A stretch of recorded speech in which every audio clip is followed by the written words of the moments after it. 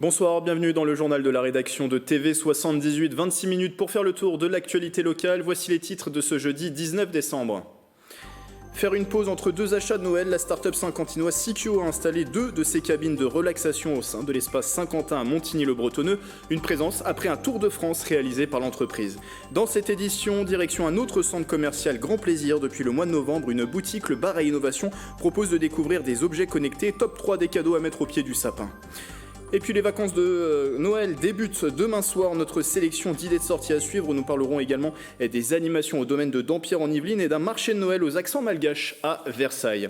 Mais avant de développer ces titres, cette information, 7 nouvelles collectivités des Yvelines reconnues comme label Terre de Jeux 2024. Elles rejoignent la quinzaine de villes et communautés d'agglomération ayant déjà obtenu ce label attribué par le comité d'organisation des JO 2024 à Paris.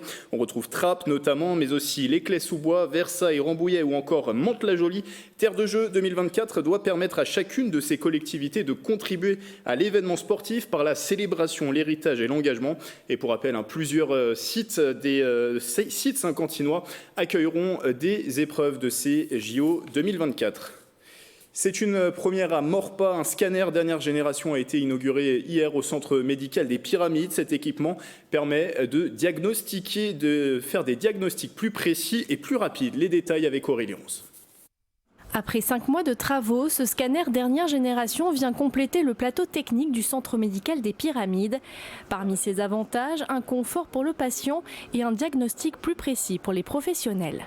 On a la chance d'avoir des coupes, on appelle ça des coupes extrêmement fines, parce qu'un scanner ça fait faire des coupes. On va découper le corps en fines tranches.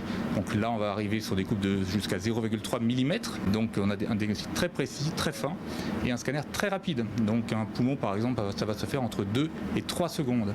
Utilisé lors de pathologies pulmonaires, de cancers ou pour des douleurs abdominales, l'équipement va permettre d'accueillir une trentaine de patients par jour. Cela faisait plusieurs années qu'il n'y avait pas eu de nouveaux scanners dans la région. Il faut que les médecins, aussi généralistes, aient accès à cette révolution technologique qui leur permet de gagner du temps, de la précision, bien sûr. Coût de l'installation de ce nouvel équipement médical, 1 million d'euros. Il a uniquement été financé par des radiologues de la région.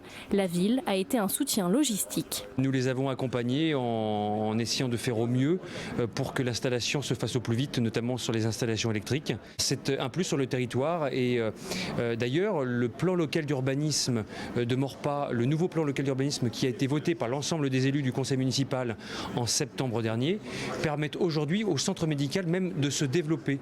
L'équipe du centre médical espère bientôt installer une IRM pour ainsi compléter le plateau technique du centre médical morpasien.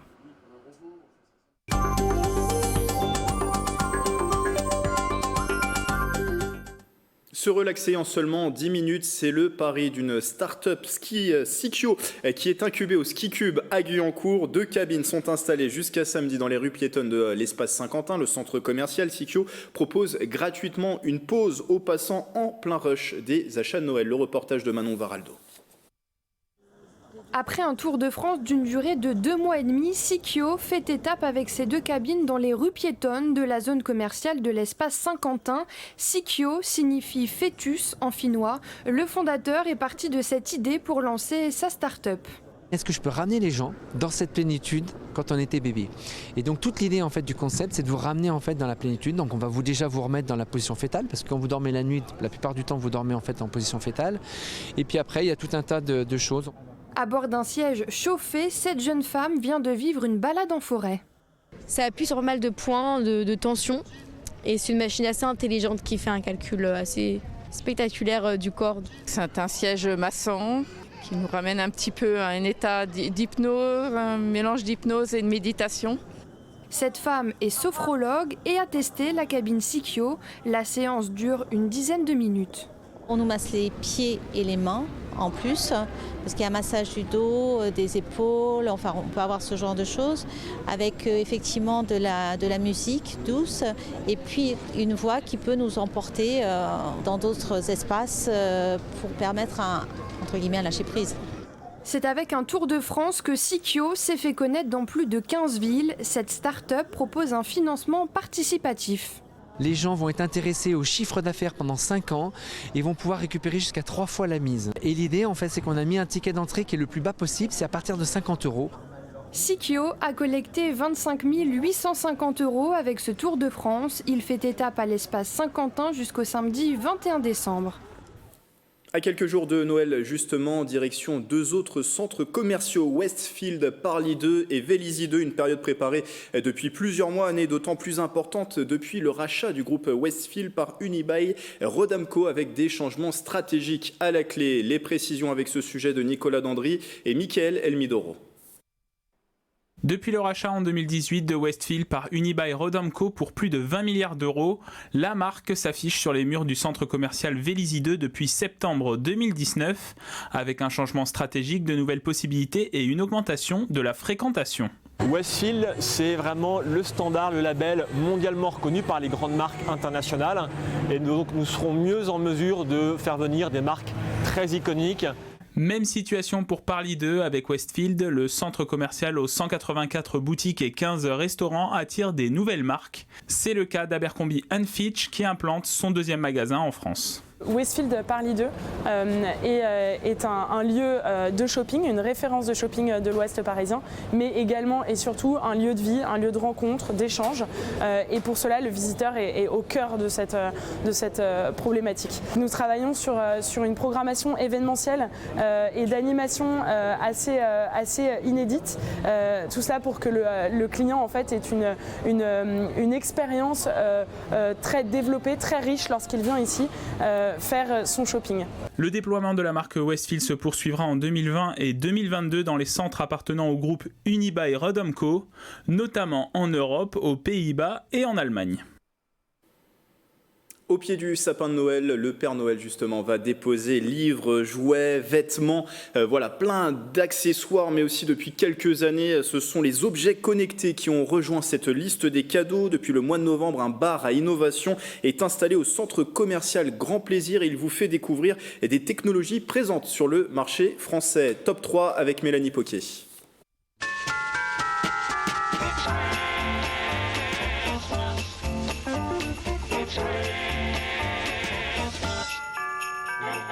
Par rapport au design, il est intra-auriculaire et en même temps sous-auriculaire, ce qui permet d'avoir la fonctionnalité en même temps des écouteurs et du casque. La grande particularité également, c'est qu'il fait des tests auditifs via une application à chaque utilisateur pour pouvoir définir la qualité de son qui lui correspondra. Parce que par rapport à la forme de notre oreille, notre façon d'entendre, on a une façon de recevoir le son différente à chaque personne.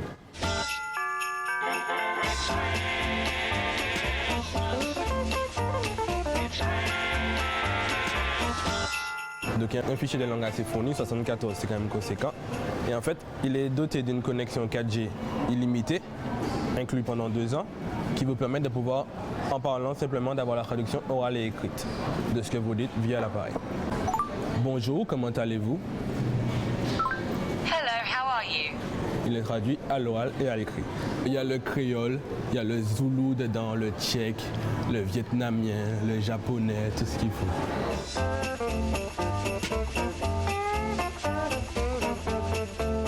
Ça permet notamment de pouvoir jouer à n'importe quel endroit, de pouvoir jouer sans déranger en mettant simplement des écouteurs ou un casque, et également de pouvoir apprendre à jouer quand on n'a pas les moyens de se faire une batterie, parce que c'est à moindre coût. La technologie est très simple à utiliser et à prendre en main. Donc, ce sont des simples capteurs d'inclinaison qui relient à la tablette. Vous leur définissez des angles. Disons que quand vous tapez dans cette direction, vous tapez une partie de la batterie.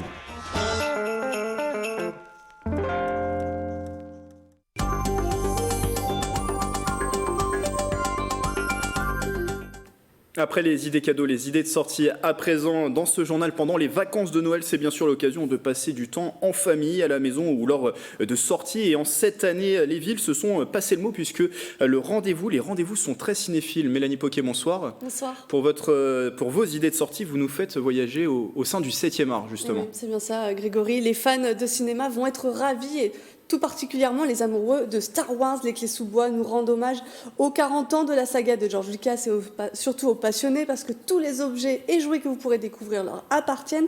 Elle est à découvrir jusqu'au 12 janvier à l'espace Philippe Noiret. L'idée, c'était qu'on fasse une exposition qui soit à la fois participative, donc c'était un appel à la fois des collectionneurs privés, mais aussi des gens qui pouvaient apporter leurs objets qu'ils voulaient exposer, donc c'était la première étape, et puis ensuite qu'elle soit interactive. Alors Star Wars que l'on retrouve aussi du côté de Versailles, les Lego investissent l'espace Richaud. Ouais, imaginez Grégory, des milliers de petites briques en plastique pour revivre les plus grandes scènes du cinéma. Alors bien sûr, vous l'avez dit, il y a Star Wars, ce diorama. Les adhérents de l'association Breezy y ont réfléchi pendant 1 an.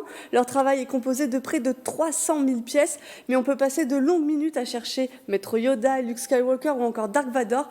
Il n'y a pas que Star Wars, puisqu'on va pouvoir reconnaître Batman, les visiteurs, Astérix Mission Cléopâtre. Les premiers visiteurs ne savaient plus trop où donner de la tête. J'aime bien celle d'Harry Potter et celle de Star Wars. C'est génial, on a vraiment envie d'avoir ces Lego et de les construire. Il y a plein de créativité, c'est très beau. J'aime beaucoup, ça me donne envie de construire des petits Lego et ça me donne plein d'idées de construction. Alors, Ciné en briques est à découvrir à l'espace Richaud de Versailles, c'est jusqu'au 25 janvier. Je sais pas vous, Grégory, mais moi, ça m'a donné envie de revoir quelques films cultes quand même. Et effectivement, merci Mélanie. Dans quelques instants, on vous retrouve aux manettes de votre émission, le 7-8 loisirs, avec d'autres idées de sortie en ces vacances de Noël. À Dampierre, en Yvelines, le domaine, son parc, son château vous font une promesse, en tout cas pendant cette période. C'est un Noël magique, promenade en calèche, salon de thé, activités pour les enfants sont au menu. On en parle avec Pascal Thévard, bonsoir. Bonsoir. Directeur général du domaine de Dampierre en Yvelines, on le rappelle, un parc, un château datant du XVIIe siècle, œuvre de Jules Hardouin-Mansart, un lieu aussi de séjours royaux pendant longtemps. Le parc a rouvert depuis le 30 mars au public avec la volonté de son propriétaire Francky Mullier. Quel est le bilan que vous faites depuis la réouverture de ce domaine ? C'est 6 mois de première exploitation, puisqu'on a fermé 11 novembre pour ouvrir là pour les fêtes de Noël. C'est un bilan assez positif. On a atteint les 20 000 visiteurs, ce qu'on espérait, mais on s'est dit, voilà, est-ce qu'on va l'atteindre ? On l'a atteint. Et c'est plutôt bien parce qu'on part de zéro. Quelques années de fermeture, quelques années d'oubli dans les mémoires des uns des autres. Et maintenant, voilà, la dynamique est lancée et on espère que 2021, on va pouvoir transformer tout ça. 2020, pardon, et 2021. Est-ce que les Dampierrois, les Yvelinois sont contents de pouvoir profiter à nouveau de ce bijou ? Parlons de bijoux. Merci pour le bijou. Oui, c'est un bijou patrimonial et architectural, certainement. Les Dampierrois et les Yvelinois, on n'a que du bonheur dans le retour que nous avons, puisque les gens sont enchantés de redécouvrir ou de découvrir pour les plus jeunes ce patrimoine. Maintenant, c'est à nous de le valoriser et de le restaurer pour qu'il soit encore plus beau. Et des projets à suivre en 2020, on en parlera tout à l'heure. Sur la période de Noël, du coup, c'est une première pour le domaine de Dampierre. Première période de Noël vécue à Dampierre en Yvelines. Il y a une certaine forme d'excitation. Alors, c'est une première et vous me demandiez l'avis des Yvelinois et des Dampierrois. Eh bien, écoutez, pour les Dampierrois, ils n'en reviennent pas puisque maintenant, il y a des guirlandes. Alors, il n'y a pas des guirlandes sur le château, mais il y a de l'animation maintenant à Dampierre. On a commencé aux vacances de la Toussaint et là on transforme pour les vacances de Noël avec un Noël magique en effet partout sur le domaine pour faire découvrir d'un autre œil le domaine et l'histoire de ce domaine. Dans un instant, juste les animations, on voit un domaine décoré, il y a une serre à sapin aussi. Alors, on a fait appel à une artiste, Marie-France Urbault, qui, elle, de son œil artistique, nous a apporté des décorations, nous a apporté des mises en scène spécifiques, rien que dans la cour d'honneur, où nous avons des cerceaux, sur l'étang, il y a un pavillon, le pavillon sur l'île, qui est devenu le pavillon au cadeau, et dans la serre, c'est une serre des années 80, eh bien, la serre a été transformée en forêt magique, et là, nous avons puisé dans les greniers du château pour mettre en scène la magie de Noël.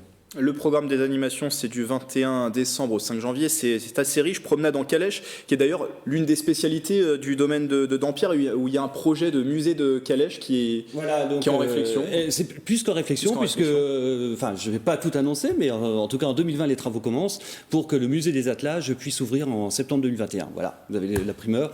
Septembre 2021, musée des attelages.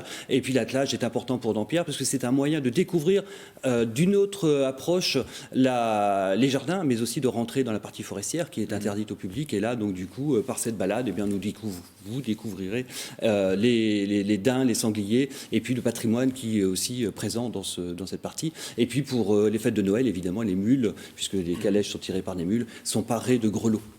Alors des promenades en calèche, promenades également en golfette en Rosalie. Il y a aussi des activités pensées pour les enfants pendant cette période. Alors tout le week-end prochain, là c'est des activités avec une conteuse qui va raconter des histoires contemporaines de Père Noël, de magie de Noël. Enfin vraiment, on est vraiment sur l'histoire contemporaine de cet esprit Noël.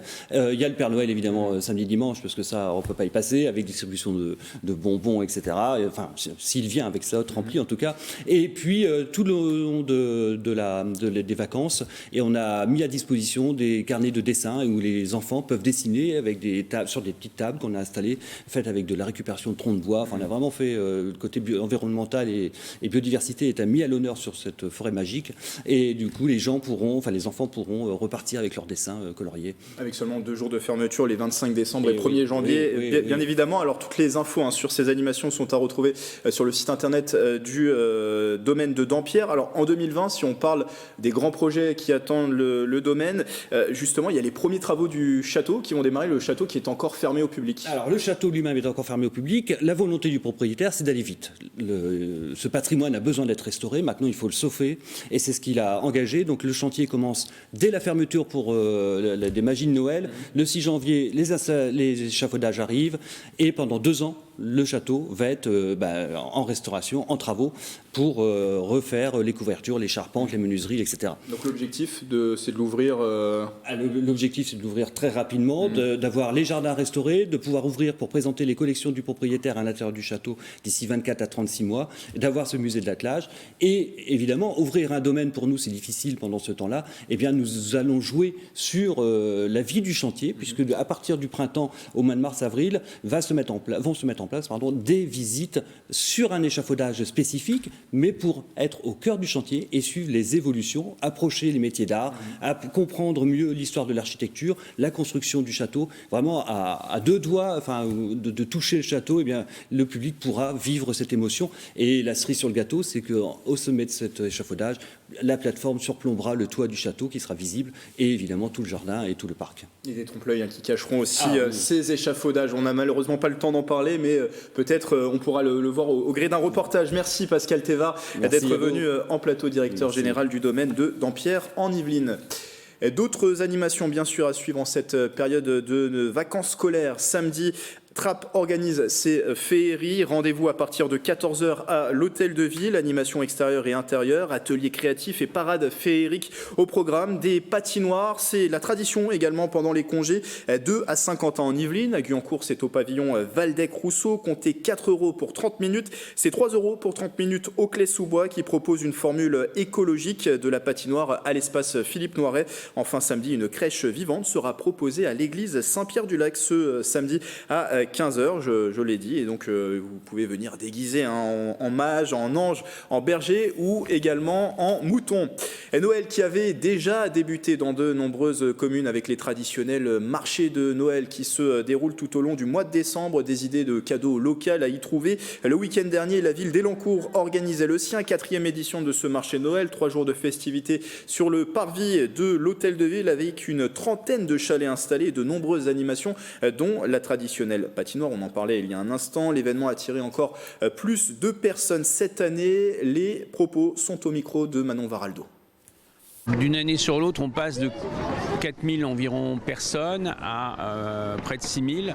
Donc c'est vrai que c'est une hausse, une forte quand même de participants donc à ce marché de Noël d'Elancourt. Ça montre que nos Élancourtois sont quand même très attachés visiblement à cet événement, à cette valeur. Tout est fait à base de... Nous, c'est des plantes, à base de plantes. C'est de la décoration à base de plantes et tout. Après, il y a des petits sujets, des centres de table, des compositions florales. Et toutes nos plantes viennent des petits producteurs d'Île-de-France. Mon rôle sur le marché de Noël, c'est de proposer mes articles, de les montrer, de partager mes connaissances. Et il y a beaucoup d'échanges avec les visiteurs. Donc, c'est toujours un plaisir de les conseiller et de leur apporter le meilleur. C'est un autre marché de Noël qui va se tenir samedi à Versailles, le premier marché de Noël de Madagascar. Le rendez-vous est fixé à partir de 9h au 4 bis rue du Vieux Versailles. 2 invités pour en parler autour de cette table, David et Cynthia. Bonsoir à vous deux. Vous êtes donc co-organisateurs de ce marché et aussi les concepteurs d'un label dont on parlera dans un instant. Derrière ce marché, c'est l'association ROMI, Rassemblement Outre-mer Yvelines. Déjà, présentez-nous cette association. Quel est son objectif ? Donc, c'est une association qui est créée depuis une dizaine d'années. C'est notre première grosse manifestation à Versailles. Donc, c'est ROMI, Rassemblement Outre-mer Yvelines. C'est une association culturelle. culturel, donc avec une vocation de développer ce genre d'activité, ce genre d'animation comme ce marché malgache. Tout à fait. Donc nous sommes en train de créer un pont culturel entre Madagascar et les Caraïbes.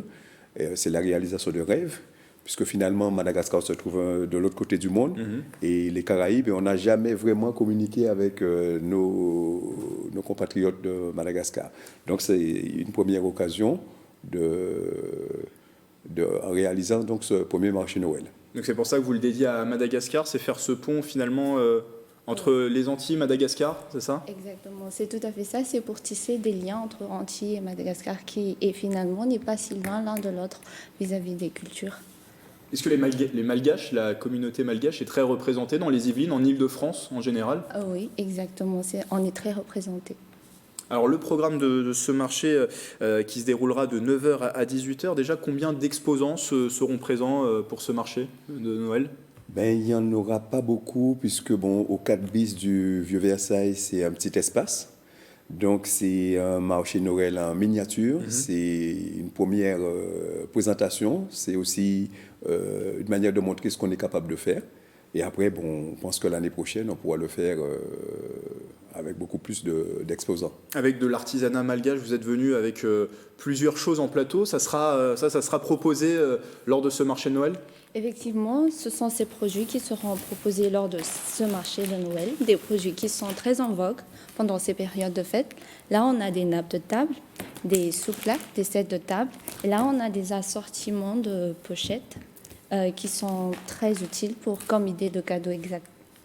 À quelques jours de Noël, oui, c'est des idées de cadeaux en plus pour mettre en valeur aussi des artisans, c'est ça, les artisans malgaches? Exactement, c'est tout à fait ça. C'est pour mettre en valeur leur fabrication, comment ils travaillent, quel genre de produits ils peuvent ressortir et qui peuvent être tout à fait commercialisables dans le monde.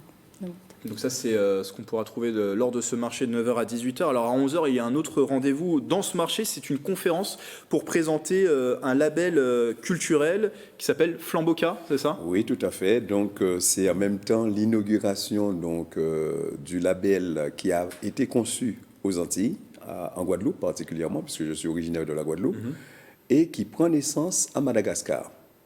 Donc, c'est comme un bébé qui a été conçu quelque part et qui, finalement, va prendre naissance dans un autre pays. Et qu'est-ce que c'est que ce label, justement? Alors, il sera présenté samedi, mais en avant-première... Voilà. Donc, c'est le flambeau, Flamboca, ça s'écrit F-L-A-M-B-O. Donc, c'est le mot flambeau, c'est comme le flambeau en français, le flambeau. Et le K, chez nous, c'est le tambour. Mais le tambour aussi le tambour, il est universel. Et donc, il a une signification aussi en Égypte, qui est le Ka. Le Ka, c'est l'énergie. Donc, le flamboca, c'est le flambeau de la tradition. On porte donc l'identité culturelle, l'identité de la tradition.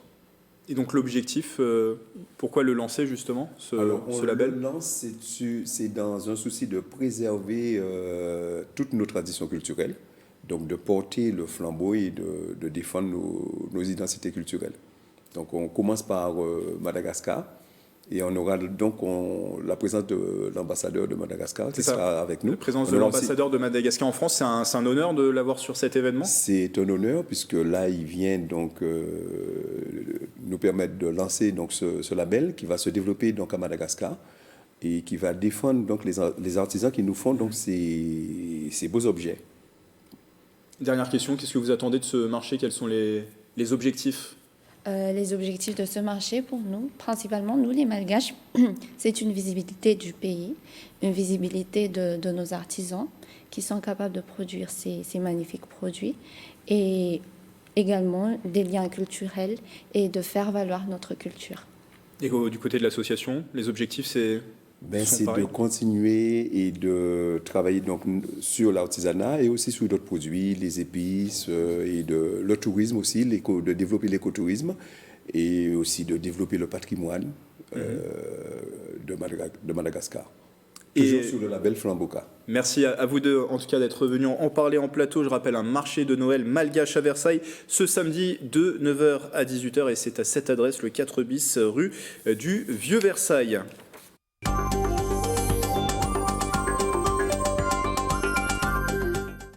Avant de refermer ce journal, le point sur vos conditions de circulation demain, vendredi, dans les transports en cette période de grève contre la réforme des retraites. Le trafic de la ligne U sera assuré partiellement. Comptez un train toutes les 1 à 2 heures tout au long de la journée. Du côté de la ligne N, des trains circuleront également toute la journée. Il y aura un train toutes les 30 minutes à 2h30 selon le moment de la journée entre Rambouillet et Montparnasse. Et sur l'axe aussi Plaisir-Grignon pour les lignes de RER. Quelques changements à noter, notamment pour le RERC qui circule de nouveau dans les gares de Versailles-Chantier, Versailles-Rive-Gauche et Saint-Quentin-en-Yvelines. C'est un train sur 3 aux heures de pointe. Pour le RER-A, prévoyez un train sur 2 en heure de pointe et un train sur 3 sur l'axe du RER-B. Je rappelle que l'interconnexion à la gare du Nord sera toujours interrompue. Voilà, c'est la fin de cette édition. Merci de votre fidélité. Pendant les vacances, pas de panique. Le 7-8 journal vous accompagnera quasiment tous les jours de ces congés de Noël. Belle soirée à tous sur TV78.